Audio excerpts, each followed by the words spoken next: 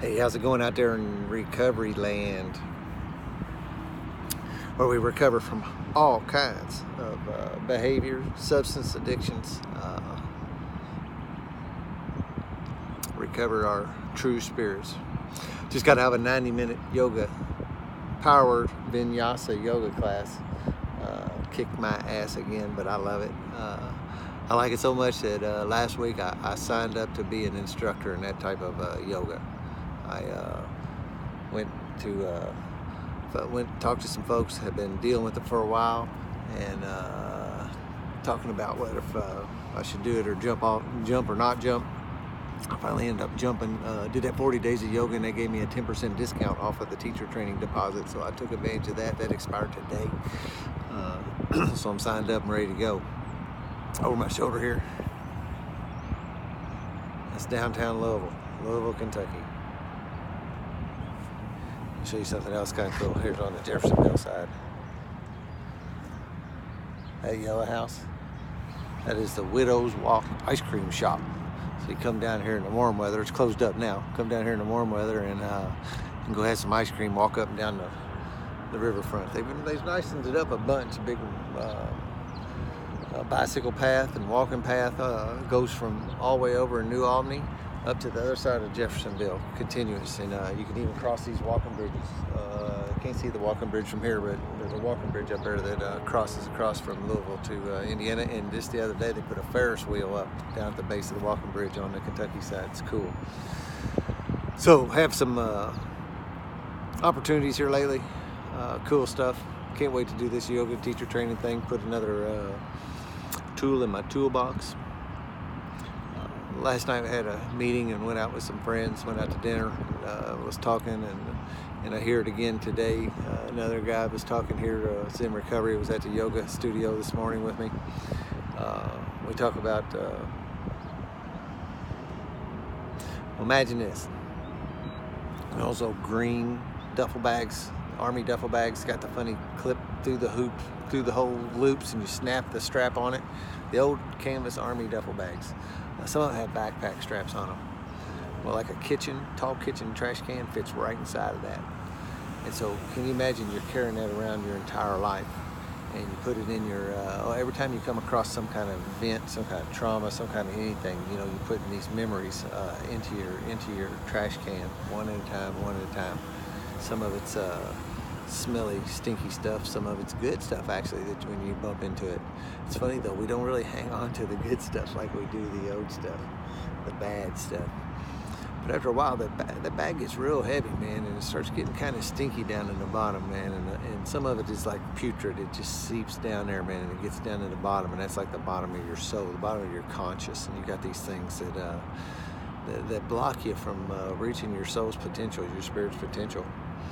So in a 4-step in 12-step recovery, we go in there with a sponsor and we dump that thing out. And we get everything out on the ground and we analyze it. We use the tools, 4-step tools, to analyze it, and we sort it out and scrub that down to the bottom of that bucket. Some of the stuff that's in that bucket we keep, man. Some of it's good, some of it's not. Sort through it, keep what's good, discard what's not. Then we go into a 5th step and we tell somebody about it. We tell it in my line of recovery, we tell a sponsor about it. We sit down and we have a talk. What we usually find out is that our stuff we think is so terrible really is not so unique and so terrible. Once in a while somebody will have something, but for the most part it's just normal life circumstances, but we let it get to us. Something about us addicts, alcoholics, that 10% of the population that seems to let that stuff spoil our soul at a different level.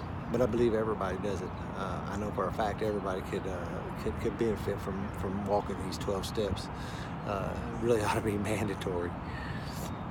But you know, early, I guess it matters where you're at in life. Sometimes maybe you haven't accumulated enough to really bother you, and that's the deal. It hasn't gotten stinky enough for you to take action on it. Pain's not great enough.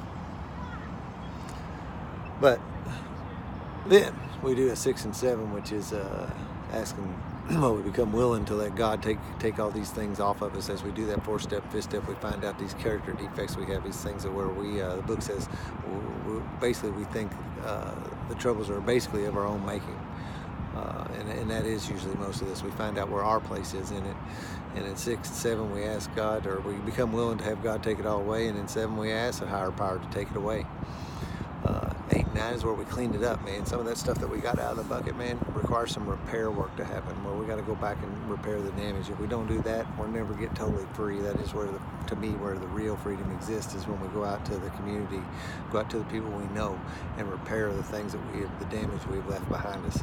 Once we get that done, see, we've got our bucket cleaned out. We got the community, our community, the people who we have bumped into.